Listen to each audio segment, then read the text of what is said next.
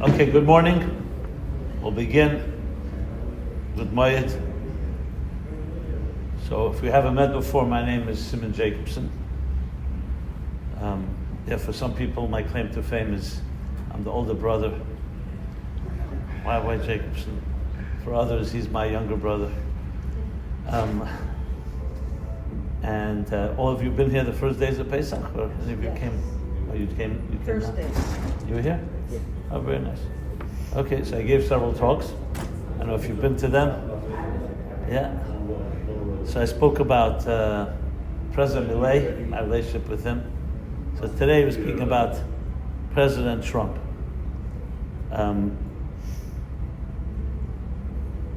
So let me just give you my own a little introduction. I'm not going to be a political commentator. And try to look at it from the lens of Torah and Judaism. You know, how we as Jews should look at events of our time. We've been around from the beginning of history, so we have some context and perspective. And I find sometimes, sadly, many Jews get caught up in the politics of the moment. And I think we have to step back. You know, we're celebrating Pesach now, Passover. And we've been through the Egyptians and the Babylonians and the Assyrians and the Persians and the Greeks and the Romans and the Ottomans and the Spanish. And like we said in the Haggadah, on the Seder night, B'chol dar v'dar, in every generation they rose very often to destroy us. So I think it's important for us, Jews especially on Passover, to step back and look at bigger picture. And also, of course, recognize the blessings in our lives. As much as we have enemies, whether it's the rise of anti-Semitism on campuses or elsewhere, or, of course, the attacks, the horrible atrocities, October 7th, as we call it, Shmini Atzeret Simchas Torah, a year and a half ago. And there are enemies, there's no question, but we can't also ignore the blessings. Here we are celebrating Pesach with nary a worry in the world. We have enough food to last for I don't know how long, right? And with our families. And we generally have freedom. Our grandparents would see us today, they would see it as messianic. There's actually an opinion in the Talmud that Shmuel says, the great sage, that the only difference between Mashiach's times and Golus, and exile, the only difference is whether we're under the subjugation of other nations.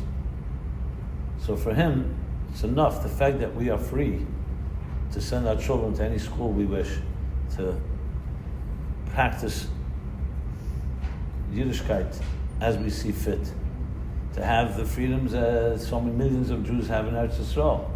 That would be messianic. So I think it's important to appreciate that, because often we complain when things don't work, but there's also so many beautiful things. So I just wanted to contextualize and just again step back. They say that when President Nixon visited China the first time in 1971. Any one of you old enough to remember? Yeah. Hello. You can come closer, by the way. I don't bite. Huh?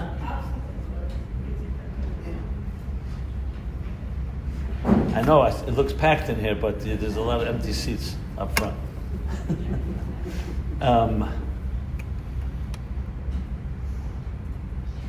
So when he went to China, it was a big thing because China was a closed society, and it was the first time the Western world was getting exposure to the Chinese market, if you wish, and the Chinese culture.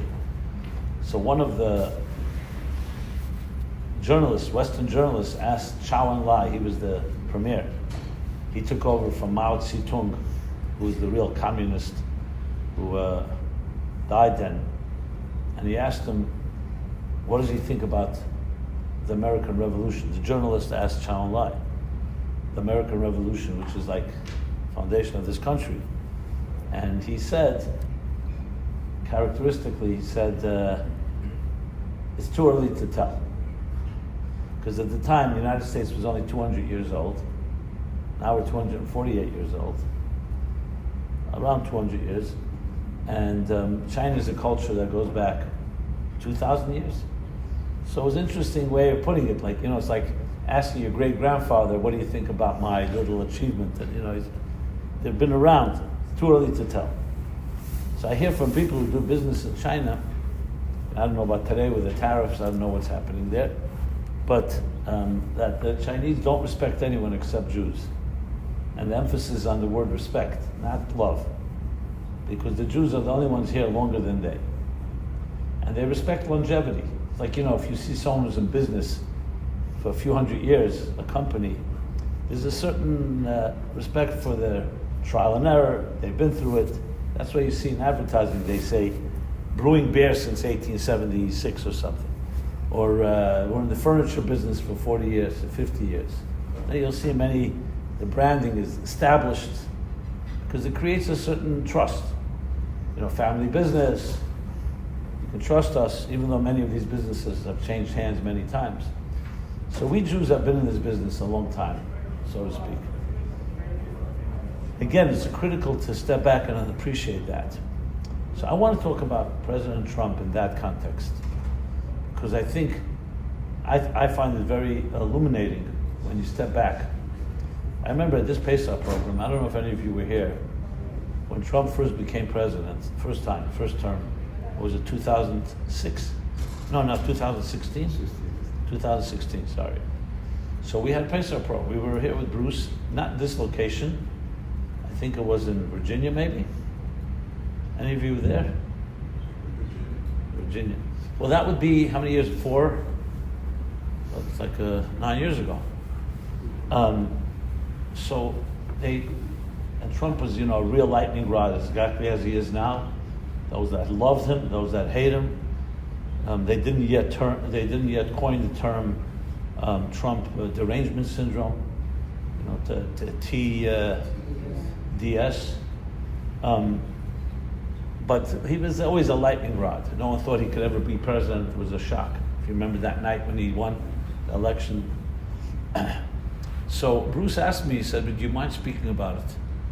So I said, it's going to be complicated because I'm sure the room there's going to be people who hate him and people who love him. How can you give a talk and everyone's going to be happy? No one's going to be happy. There's going to be half of the crowd half. So I started, and I'll just share. I'm going to obviously bring it up to speed where we are now. But I think this reaction to him is still very similar.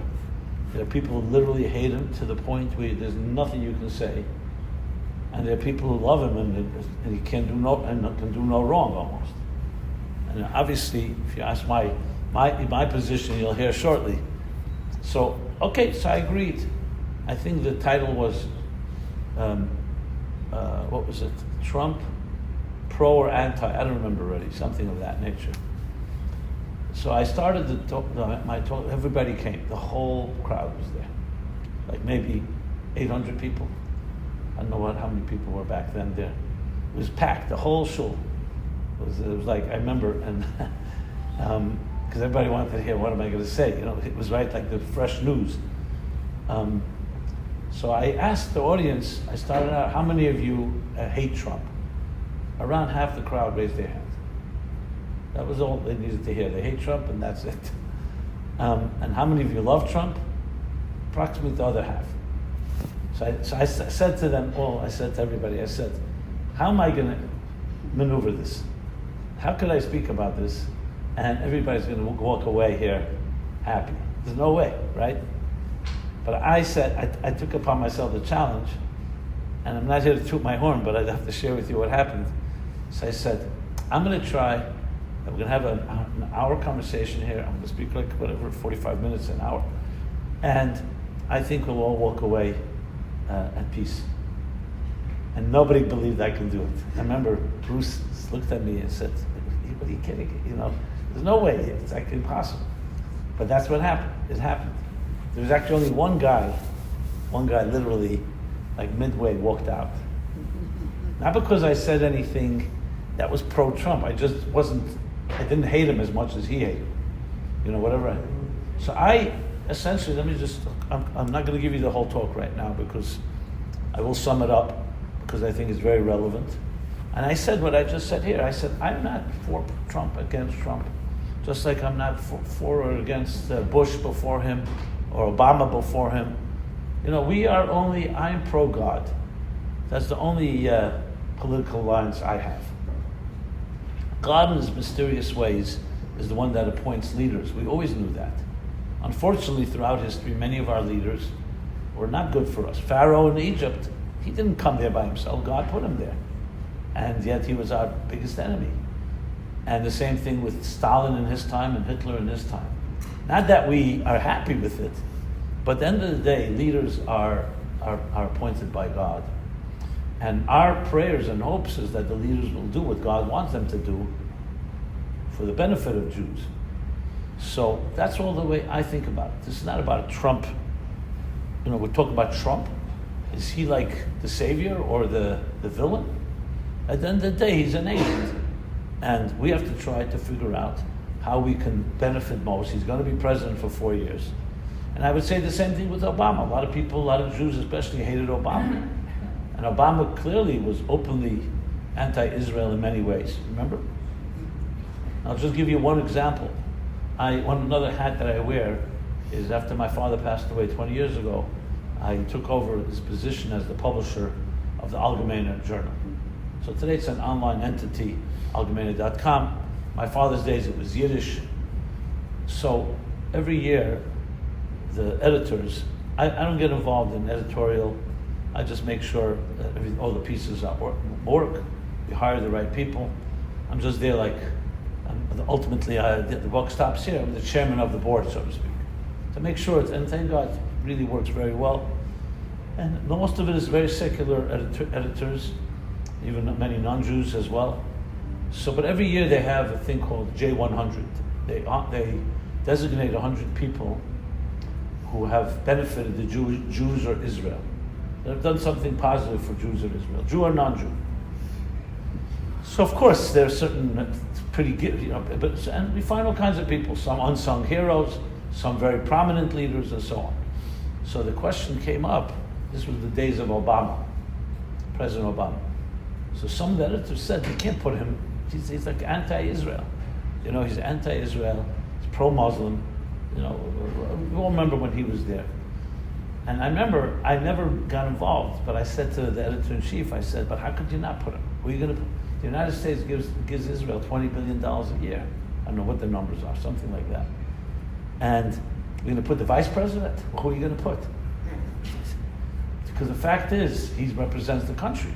And there was a pushback. I said, I'm not telling anyone what to do, but if you want my vote, I would put him on. And they said, but he's like anti... So I say, yeah, but he represents a country and he can't cut those 20 billion. He's not cutting out that aid. So I had the same attitude. It wasn't a question whether he was the right guy and our best friend in the White House. He wasn't. But you can't take away that the United States is a supporter of Israel. So they ended up adding him in, and some people didn't like it because everybody looked at it. But my point was that it's not about always the specific individual. Sometimes it's the seat he occupies. So he represents something bigger. So in that context, here's what I said at that talk. So I said, I'm here pro-God. Trump is right now the president that this country has elected. You can hate him with a passion, but what are we going to do? 4 years of just being negative and hate? Shouldn't we try to influence and try to inspire and try to get him to be good for the Jewish people, for Israel, and for other causes? Or are we just going to become the opposition? And I remember I specifically was speaking to a lot of the people who just hated him. People who liked him, didn't have to convince. So I said, I'm not here to change your opinion. You could hate the guy, but he's sitting in that place. He's sitting in that seat. It's like, imagine the new boss in your company, you hate the guy. But this is where your parnasa comes from. This is where you get your livelihood. You want to quit, you can quit. But if you're gonna work there, you better figure out how to adjust. And we've adjusted to much worse than Trump. I know they called him Hitler and so on, but he's not exactly Hitler, let's be honest. I think anyone that says that is first of all, it's an insult to the Jews that suffered under the Nazis, etc.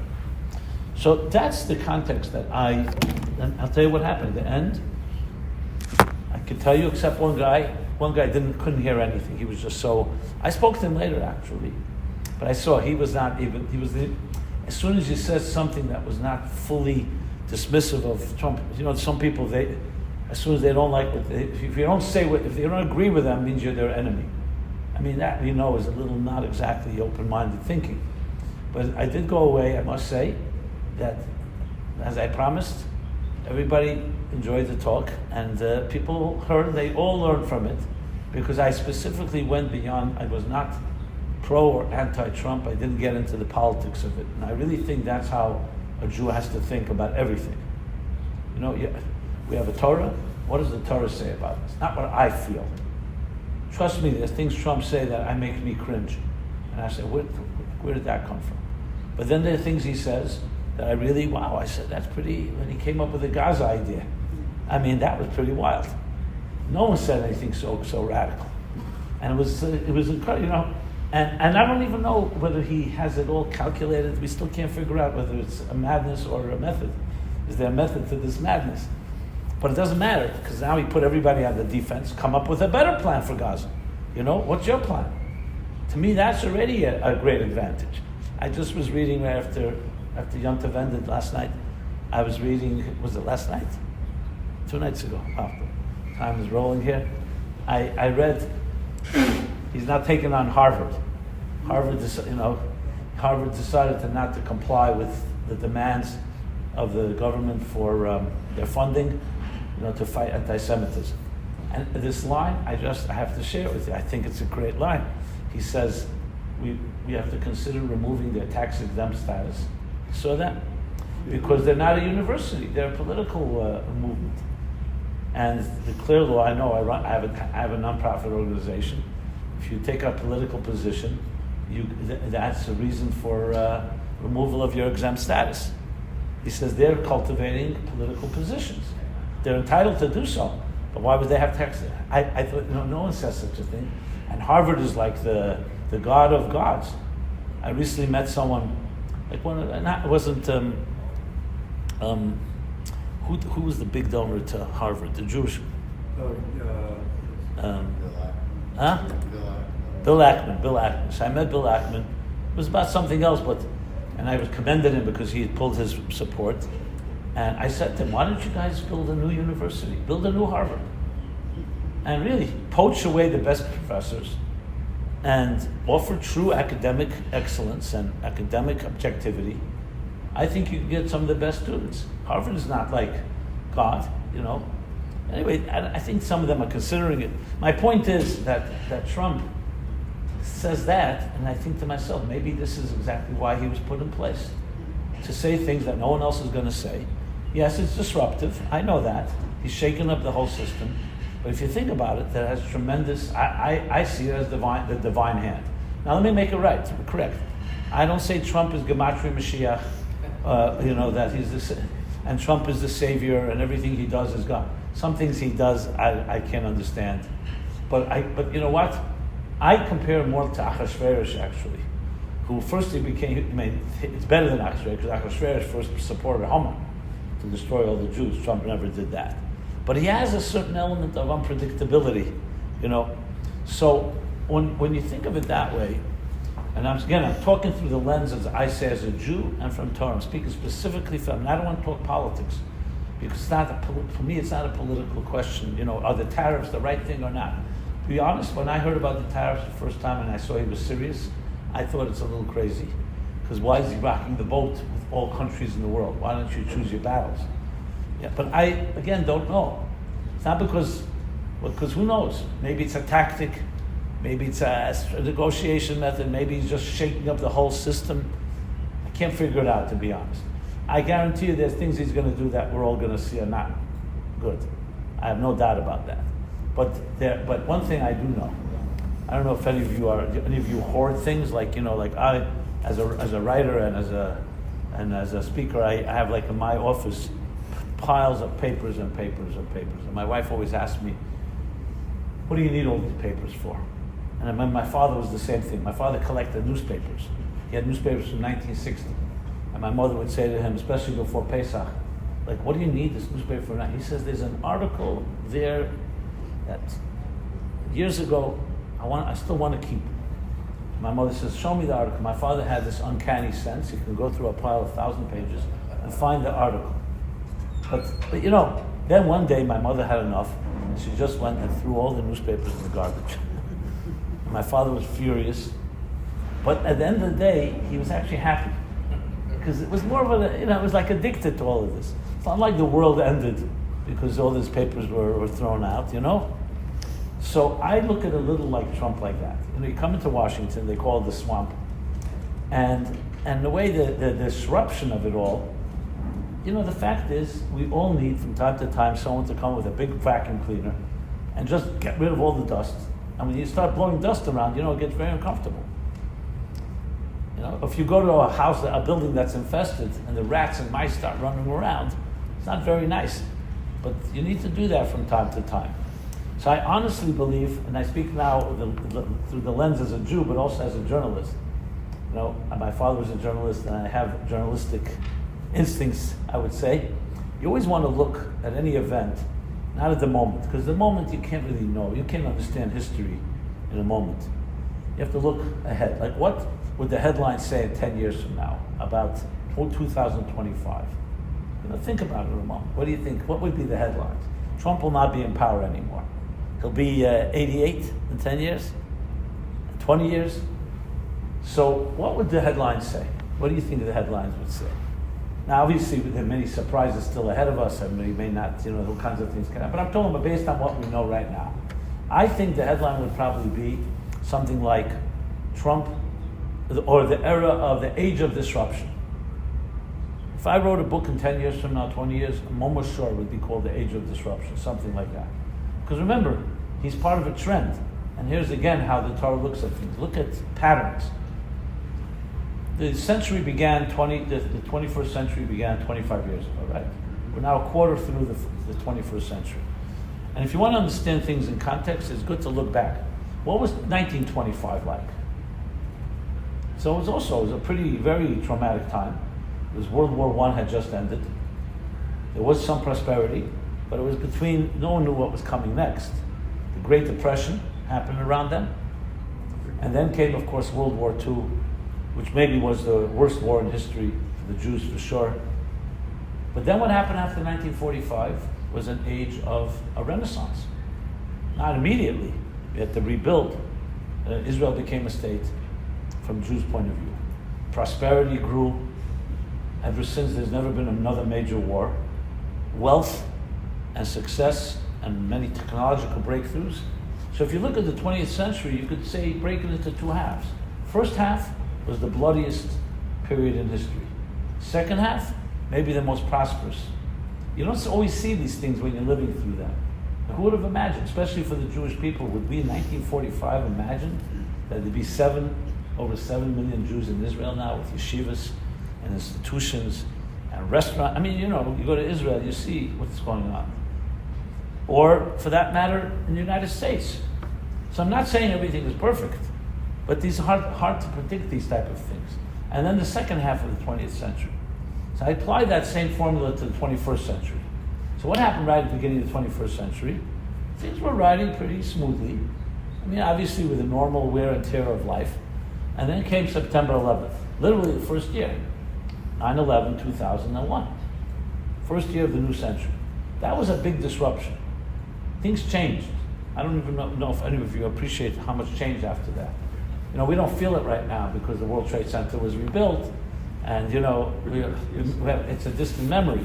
But things changed dramatically because it was the first time that Islam terrorism came to the shores of this country, and policies, even travel, air travel.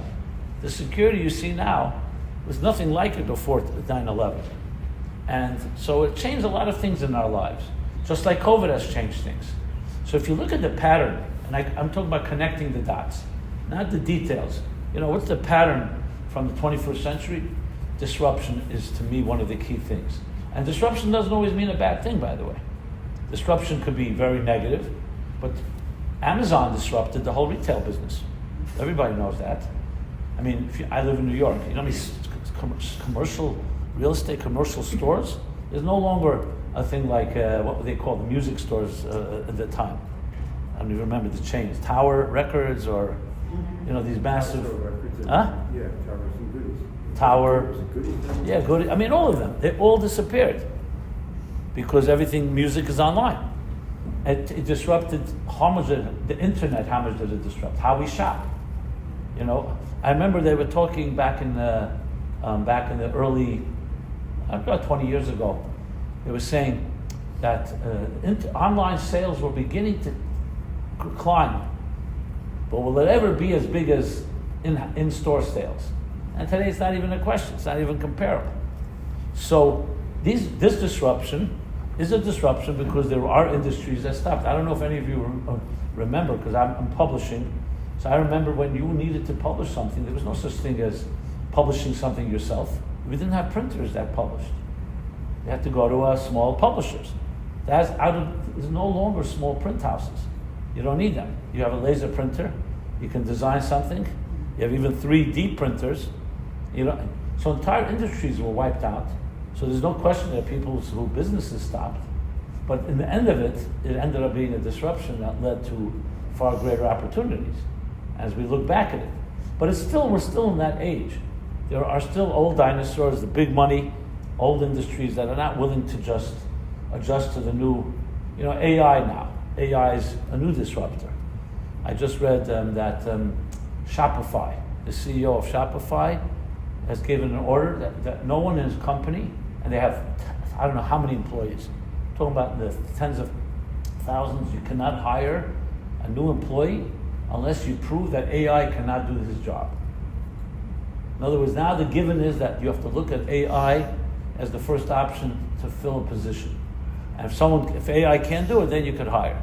This is soon going to become the standard. If you're a CEO, of course that's what you do, because you can save a lot of money that way.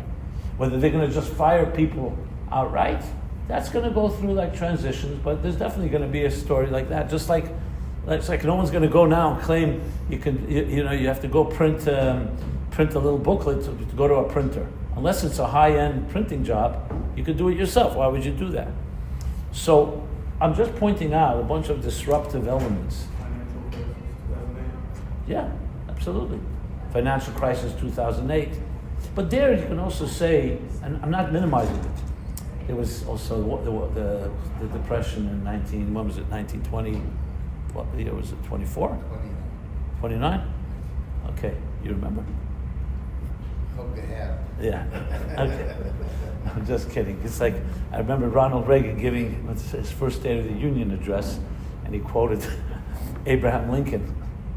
And he said, and for those in the media that want to make sure that we have total accuracy, I didn't hear it from Abraham Lincoln myself, because he was considered like an old president. So we have to, for accuracy. So, yeah, but no question, 2008. But I think disruptions are far more frequent now, because so much accelerated technology accelerates everything.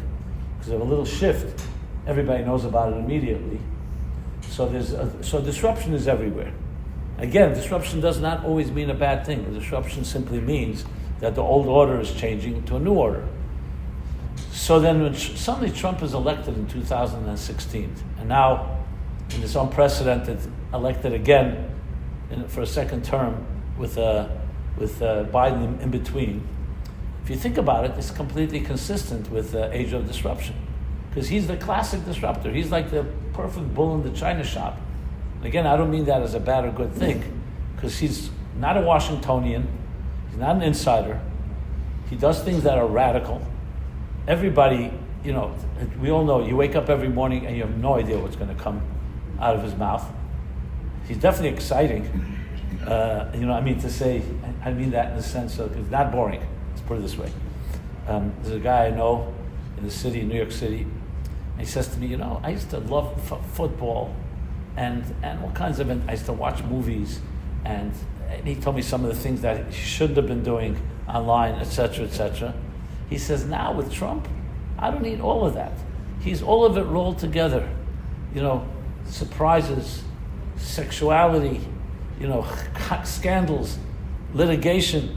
The guy's like so he's like just addicted. Not that he loved it, he says Trump is just one big ball of fun. I mean, for some people it's a lot more worse than that, but so looking at it from the bird's eye view, as I've been trying to do, how I would sum it up is that he fits right into this period in time, which means the following, that the story is not over. That's what disruption is about. It's uncomfortable precisely because we don't know where it's headed. So I want to introduce to you a concept. It's actually a Kabbalistic, Hasidic concept, but it's very relevant to this. And you may be familiar with it, but I'll use the Hebrew. It's called Yesh, Ayin, Yesh. Any of you ever hear of that theme? I'll explain. In Hebrew, Yesh means a state of being. Yesh means it's a paradigm. Ayin is a state of disruption, like a void, a vacuum. Like the word ayin means nothing. And then yesh is a new paradigm. So every paradigm shift has to go through 3 stages. The existing state, then in some ways it has to be disrupted or deteriorate. And I'll give a few examples. And then it gives birth to a new paradigm. There's no change that does not happen in that form. Let's take the classic example. Plant a seed in the ground. For it to grow into a sapling and then and blossom into a tree or into a plant or whatever, or flower, the seed has to rot. I don't know if you have any plants at home. If you watch, it's quite fascinating. Slowly, the seed will lose its entire identity. It will erode to the point there's no longer a seed. It gets absorbed in the earth, and then something starts growing. So this is a perfect example. Same thing. A mother has to go through pregnancy and birth pains in order to give birth to a new child. Creativity is a child of frustration. If you create something new, there's always going to be a frustration that precedes it. Confusion. You ever do research and you want to get somewhere? There's always going to be a point where you have all these details and all this information and you get overwhelmed, and then comes a point where the clarity starts emerging. This resonates? You need to melt a piece of gold, turn it into a beautiful ornament. You need to shed a layer of skin to assume a new layer of skin. Children lose their baby teeth, and then they grow to adult teeth. Wherever you turn, you all remember adolescence, or that's too long ago? There's a certain awkwardness to it. You start becoming, there's a point where you were very much part of your family unit. You always remain part of it, but start becoming an independent identity, and it can be very frustrating. Who are your friends? A lot of people, suddenly the classmates that was your whole life, suddenly realize I have nothing in common with them, with some of them. And you start becoming an independent individual. First time you go to school, every child will cry. Go to camp, summer camp. You leave home. These are all examples of transitions of what we'd call like the yesh, ayin, yesh. So disruption is actually a very much part of the process. But the key thing you need to know, it's never an end in itself. It's part of a cycle. It's a cycle. And that's the wisdom that I would say Jews always had. They never allowed themselves to get trapped. What kept them going in Mitzrayim?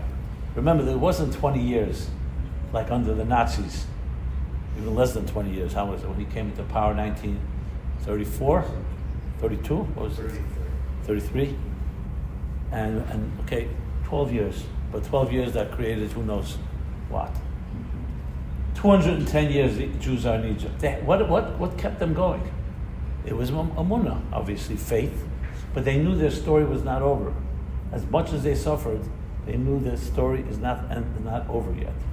I remember meeting a woman, tragic. She lost her husband at a young age, and she lost a child. One of those real terrible. And she sent me an email that she signed it. She said, at the end, all will be good. If it's not good, it means it's not the end. Now, this wasn't just some cliche or bumper sticker. She wrote it from her heart, and I was like so taken by that.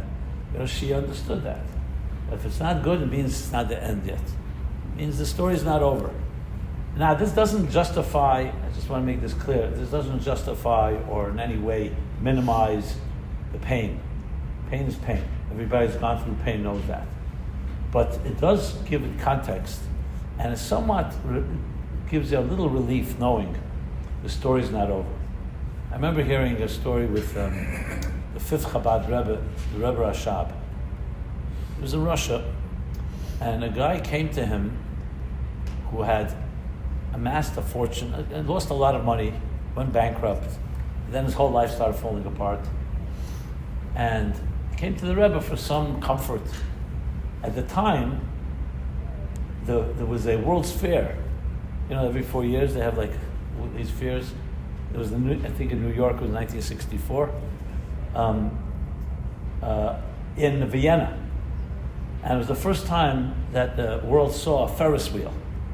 Those years in the 1800s, I think it was 1880-ish, around the 1880s, a Ferris wheel.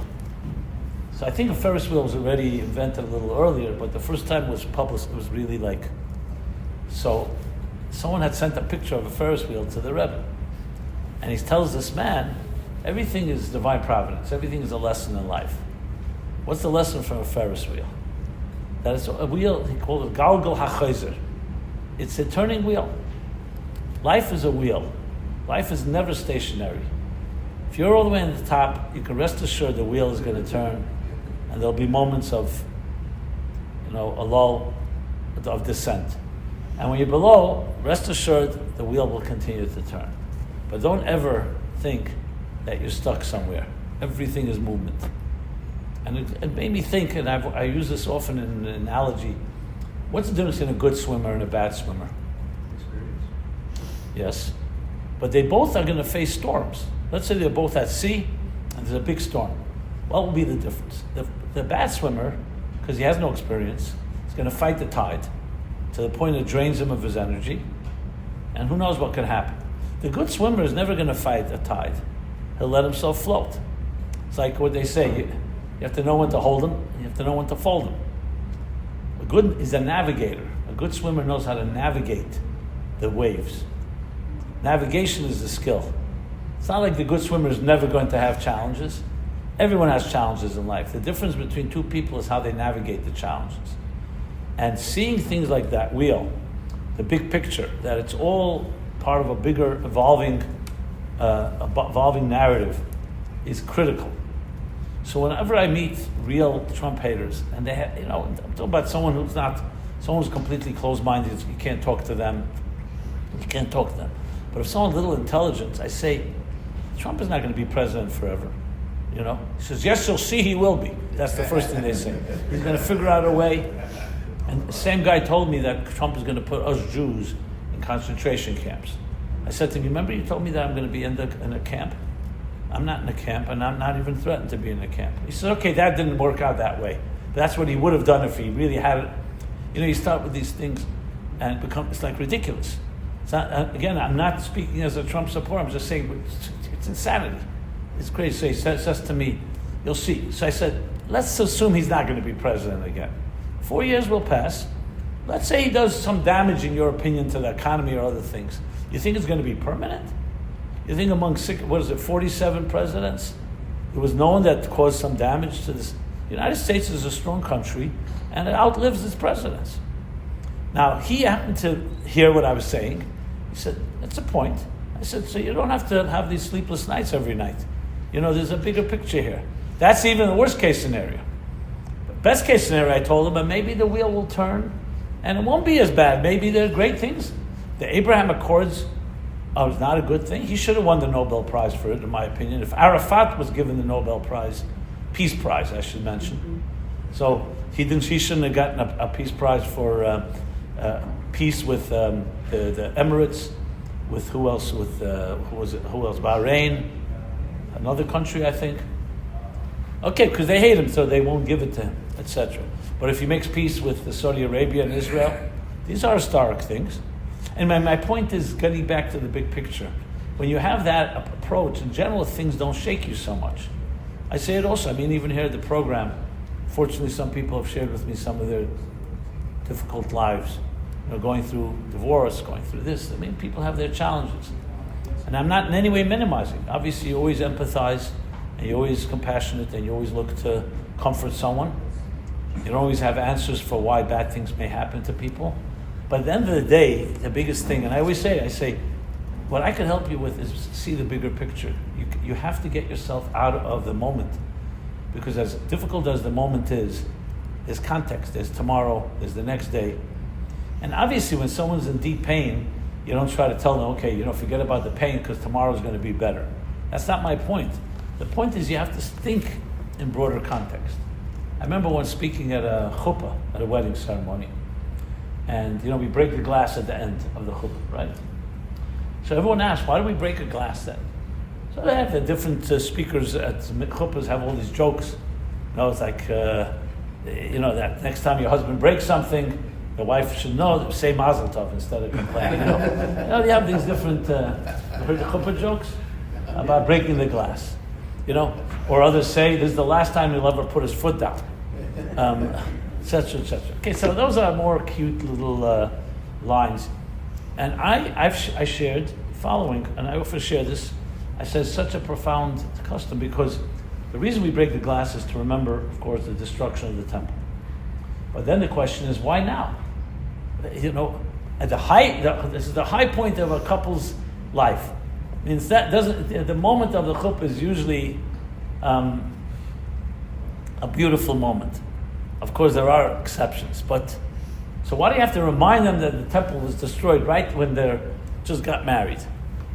You want to remind them at the end of the wedding, at the end of the Sheva Brachas, or Tisha B'Av. We always have Tisha B'Av for that. But if you think about it, the concept goes like this. Because even in our greatest joy, we can't become arrogant in our joy and celebration. We remember there are people out there who have broken hearts. There are other people who don't have happy lives. And yes, we have a Beis Hamikdash that has been destroyed. So it's more of a humility. Don't become so self-indulgent in your joy, because the wheel turns. And anyone that is 100% in joy and doesn't remember those that are brokenhearted, and God forbid the moment, and no one should ever know, but the moment that you have some heartbreak, it'll also be 100%, and you'll be completely consumed by it. So it's actually Judaism's way of remembering that life is context. Mashiach comes, all sorrow will be gone.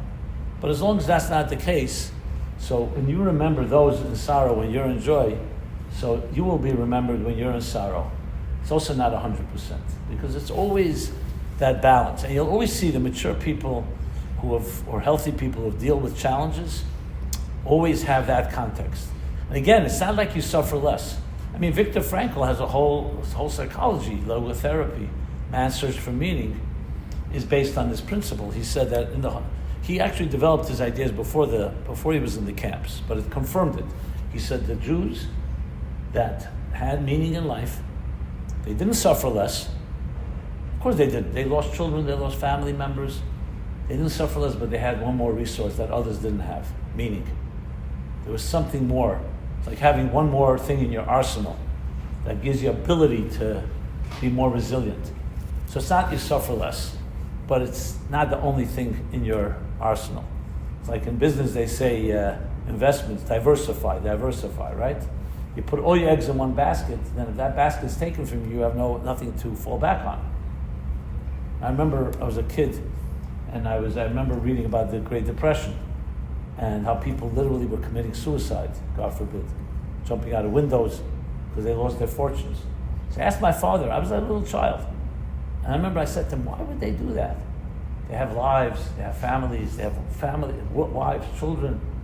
Why would they kill themselves because they lost their fortune?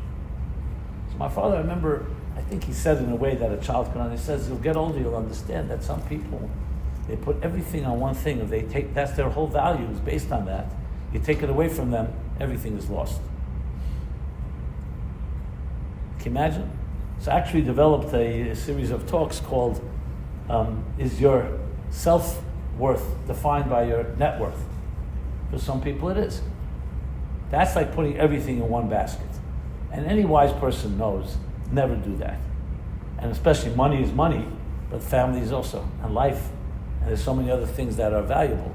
So the more you have a meaning in life, is what Frankl says, the more you have something to fall back on, even when something is not working out.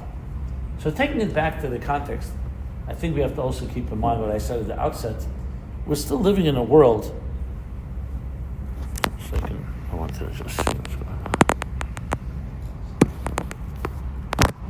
We're still living in a world where there are many blessings. So all the negative examples I gave, we're not living through the Holocaust right now. Thank God. Nothing close to it. I mean, anyone that doesn't appreciate that. As I said, you can send your children to any school you want. You can be as frum, as committed, as religious as you wish. Completely up to you. There's no decree or gzera or anyone waiting outside to arrest us because we're celebrating Pesach here. So I think that's also context. But even those blips, if you wish. So if you think of it that way, Trump is, again, he's perfectly fit in for the age of disruption. Now you'll ask, so where's it leading to? So from a Jewish point of view, it's leading to exactly what happened in Mitzrayim. They were redeemed. And we say, B'Nissen Nigalu, B'Nissen Asin Ligoyel. In the month of Nisan they were redeemed, and this month of Nisan we will also be redeemed. Just as back then we saw miracles in Egypt, we will see them as well.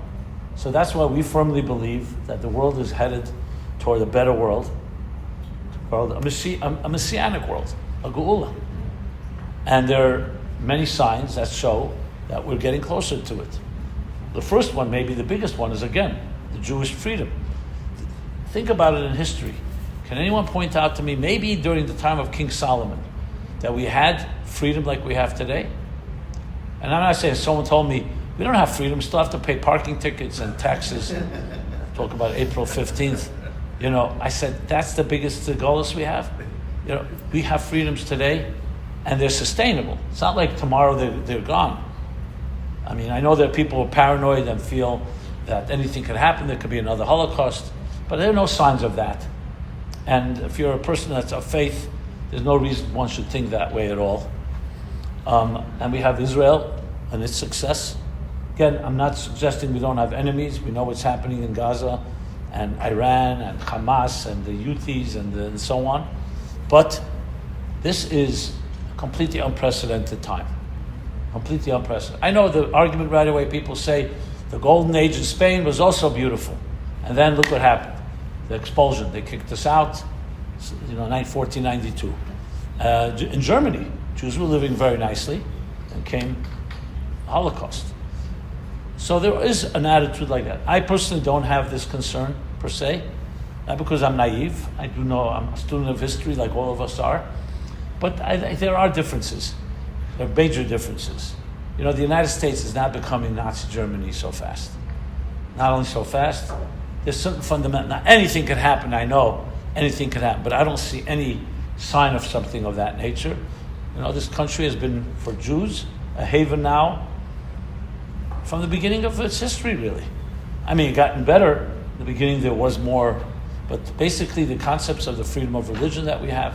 Now, I'm not dismissing again the anti-Semitism that's taking place, but think of it, Trump, a non-Jew, yes, with Jewish Orthodox grandchildren, is taking on these universities. That's a major thing. President of the United States, and he's non-apologetic about it, and he's relentless. Now will it work? Well, one thing for sure, he's bringing it to the fore. I don't know who's going to win in court and so on, but he's making sure there's going to be change because of it. So again, I don't want to throw everything into that basket either, but context, it's an age of disruption, and I can only see good coming from it. It's very uncomfortable. Anyone sitting on money right now doesn't want change. Why do you want to have a stock market that tanks and $7 trillion is lost in a day, even if it comes back and so on, which most likely it would, and so on and so forth. But it's uncomfortable because that's what disruption is. I mean, this the Doge going on, right? And they're digging up stuff. I'm sure they're going to make their mistakes, but what do you think? Why is the opposition yelling so much? There's only one reason. Because they benefit from it. Whether it's kickbacks or say they have their revenue streams worked out, and here someone's coming right into the China shop, and it's not going to, So I don't think it's all going to be beautiful. It's always when you start digging under the building, things sometimes don't work out as you want. But overall, if you look at it from the real perspective, like I said, the bird's eye view, I only see positive things coming out of this. I think we'll look back at this period in time, and you mentioned 2008. I'll mention now Gaza. October 7th is a major disruption. It changed the whole course of the Middle East.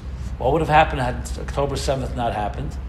So I'm not in any way, God forbid, we talk about 1,200 innocent souls were taken from us, lives shattered.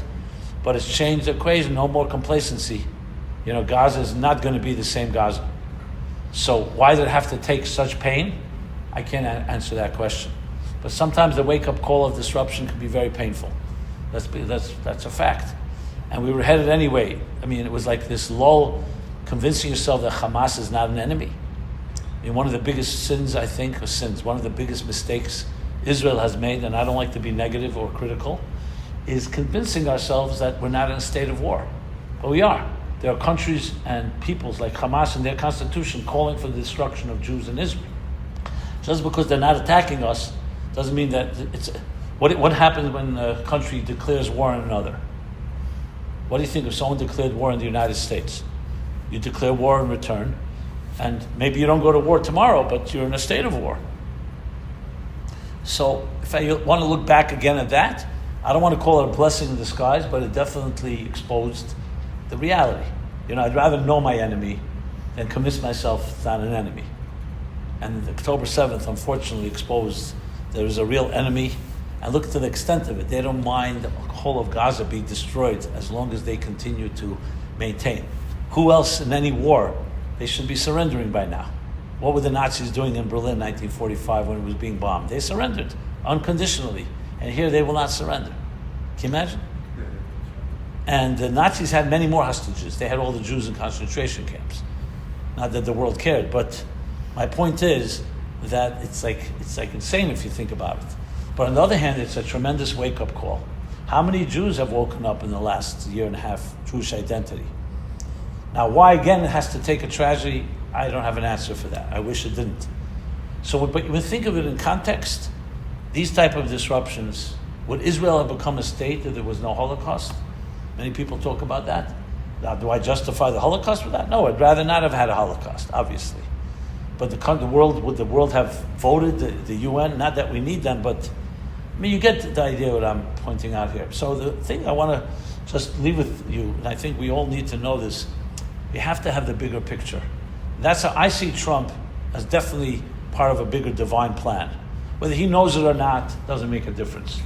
Because it doesn't matter. God uses his pawns how he sees it. Will he make mistakes? Absolutely. Because I don't see him as like God. He's not Rahav Moshe Rabbeinu. He's not like God's selfless agent.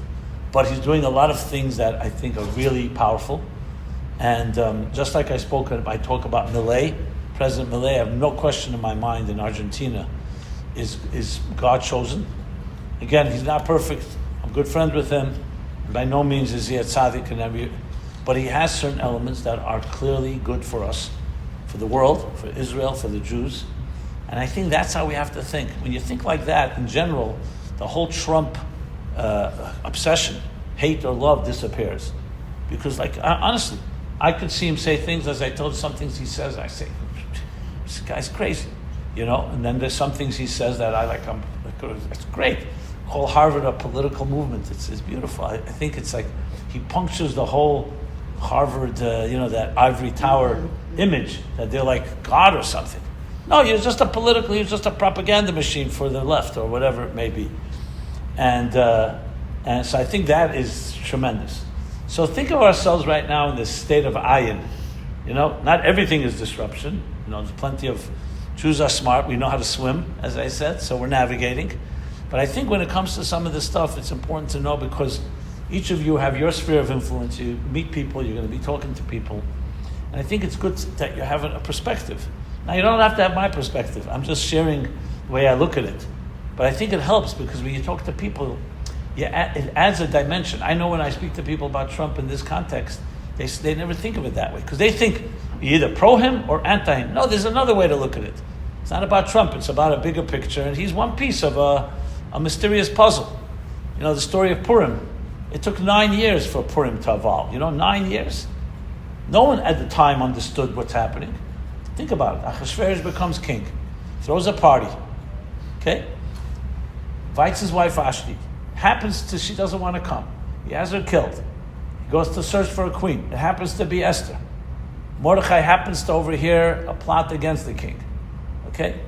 Then Haman comes with his conspiracy against the Jews. Achashverosh happens to have one night of insomnia, can't sleep. They happen to read to him the story of Mordechai, wants to reward. I mean, I'm just giving the thing. If you were living through it, it would be like business as usual. You wouldn't see any miracles happening. But then you look back and you connect the dots.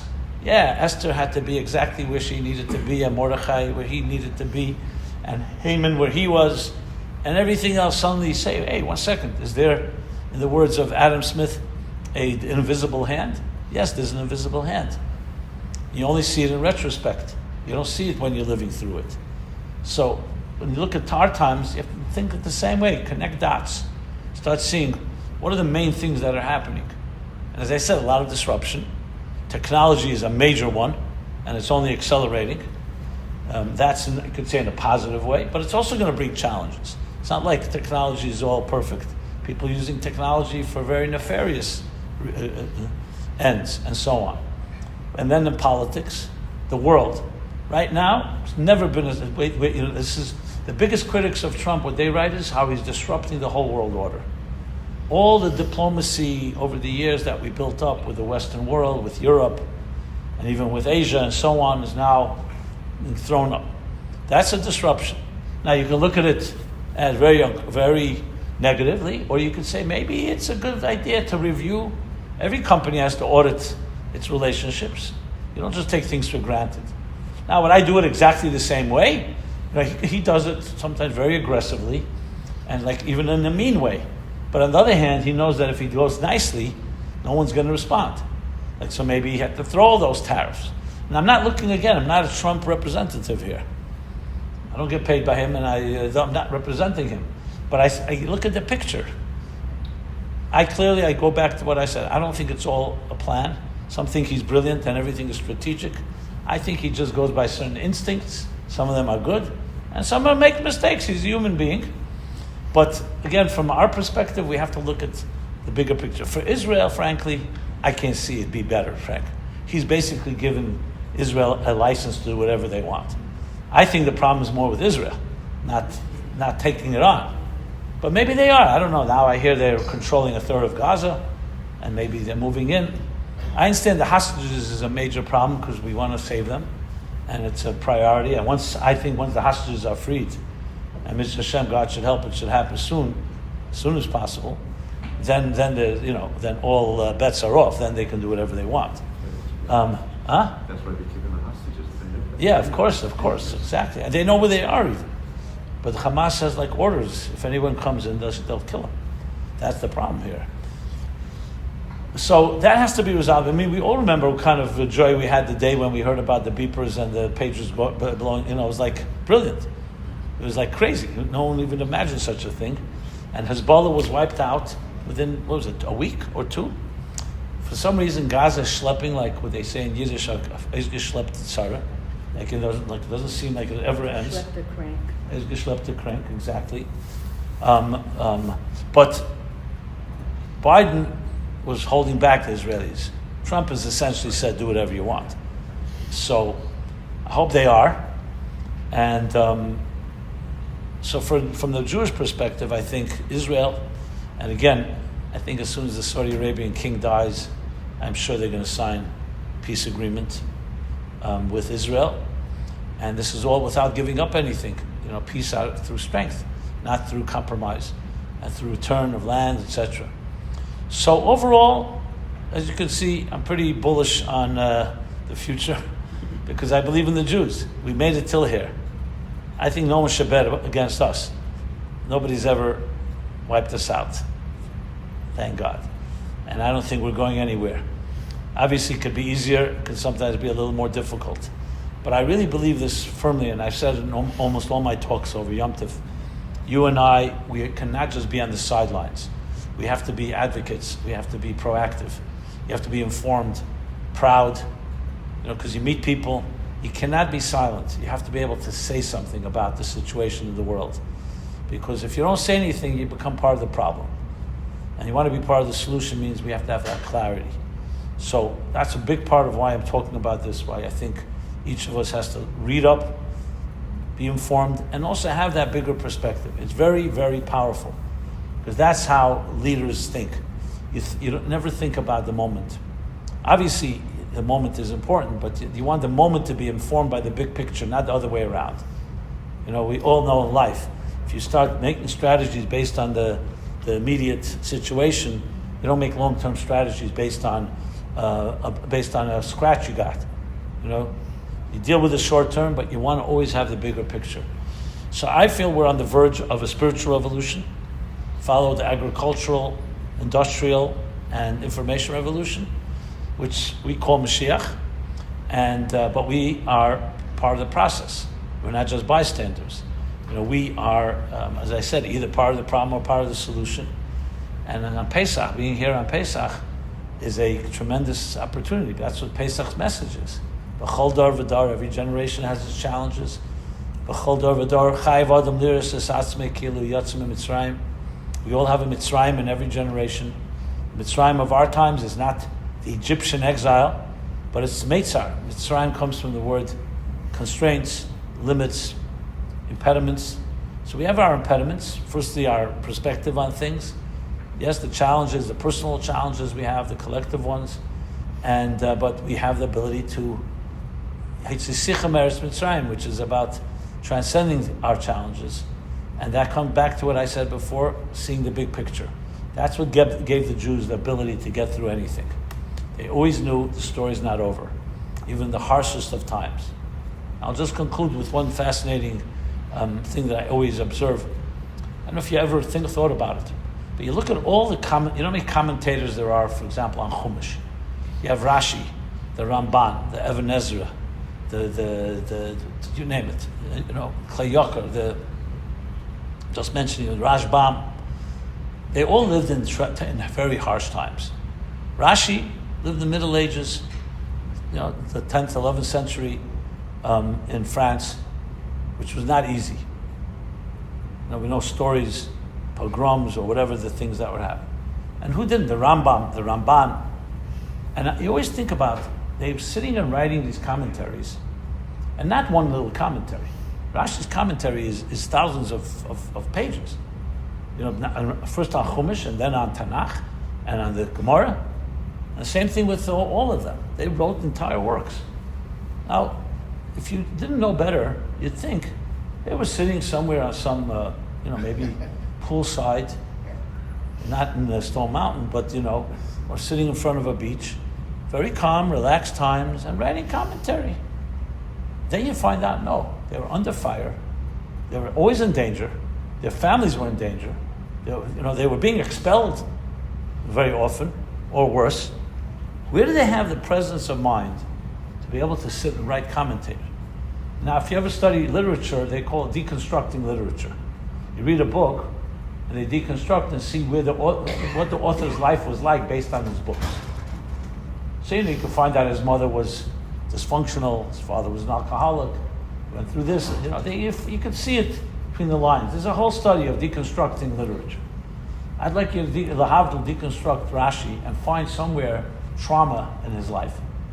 He may make mention sometimes of something that happened, but if you read his commentary, it's like a person living in heaven, writing commentary on Torah without any distractions. Is that easy to do? Try writing a book. Try writing an article, and there's bullets whizzing outside your window. You're scared, you have to run, and so on. They were able to transcend their life circumstances and just go to another world. Hashem, Torah, and that's called navigating. They knew that there was a bigger story, so they were not completely consumed with what was happening. So if they could do that, imagine if they're living, and I would say this to any Trump hater, imagine living in the age of Trump. You think Rashi would really be disturbed by Trump? He wasn't disturbed by pogroms. I'm saying even the worst case scenario. So that's what the context that we need to think about. I understand we're not Rashi, we're not the Rambam, we're not the Ramban, but they're in our genes. That's why we have a Torah that says, Ein lecha ben chayrin, ela misha esik b'Torah. There's no free person except someone who studies Torah. It's interesting. It doesn't say if you study Torah, you're free. I know a lot of people study Torah and they're very much trapped in their own psychological prisons. But you can't be free without Torah, because Torah takes you to another reality. You study Torah, you're studying Hashem's wisdom. You're not studying politics, political science, physical science, social science. You're going to another reality. That's what Torah is. The same thing with mitzvahs, and the same thing with the Yom Tov. We go like an oasis that lifts us up. That doesn't mean we escape the world. It doesn't mean we don't re-enter. But we re-enter with a perspective that empowers us instead of us being part of it, I think Einstein said you can't solve a problem from the system where the problem that created the problem. You have to go outside of the system to solve a problem. And I think that's one of the secret formulas of the Jewish people. We have a system outside of the system. We're not defined by, we're not shaped by the realities around us. We live there, and we're engaged by it, and we engage, and we need to do everything possible to transform this world. But we bring, let's call it an otherworldly reality back into our lives. And when you're able to hold on to that, that's a major force that can help you navigate any challenge in life. Personal, global, communal, and yes, even Donald Trump, if that's something that bothers you, said, I'm not bothered by it at all. I look at him as one piece in a bigger puzzle.